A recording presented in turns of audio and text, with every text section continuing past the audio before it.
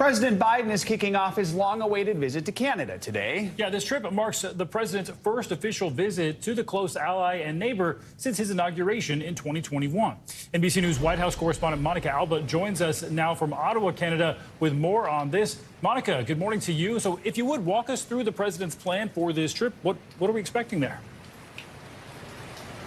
Yeah, typically with most presidents in the last couple of decades, Stephen and Joe, Canada would be the first foreign trip that they would make. Certainly, it was President Joe Biden's first phone call after he was sworn into office to stress the importance of this relationship. And there are really a ton of issues on the agenda here to discuss when the president and first lady arrive later tonight. They will be meeting with the governor general here, and then they will be sitting down with Prime Minister Justin Trudeau and his wife, Mrs. Sophie Trudeau, to talk about a litany of things. And we got a little bit more perspective, again, on the importance of this bilateral relationship from White House spokesman John Kirby yesterday.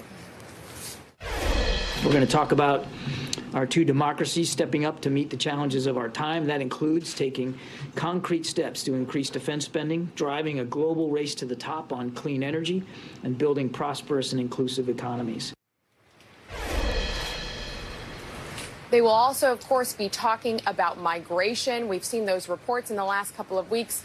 On the northern border specifically, you see Mexican migrants who fly all the way up here to Canada to cross into the United States. And then you also saw Admiral Kirby there mention defense spending. The president and prime minister are going to be talking also about NORAD in the context of those aerial objects that were shot down in the last month or so. Remember, all of that happened over the Yukon in one case and then over Lake Huron. And it really was a major coordination strategy between the U.S. and Canada to deal with those flying unidentified objects that we still don't have a lot of information about. You know, Monica, another issue we know the two leaders have been debating is a U.S. proposal to send a specialized armed force to Haiti to help that country's police restore order. Can we expect any announcements on that during this trip?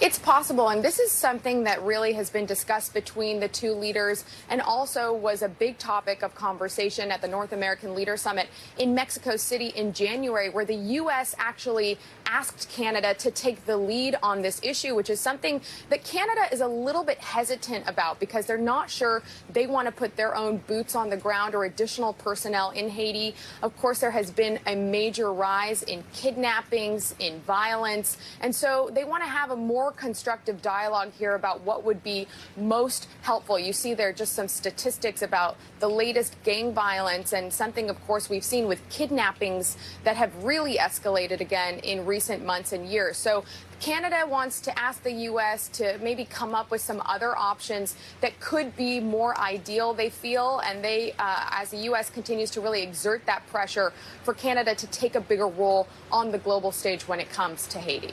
All right, Monica Alba in Ottawa. Monica, thank you. Thanks for watching our YouTube channel. Follow today's top stories and breaking news by downloading the NBC News app.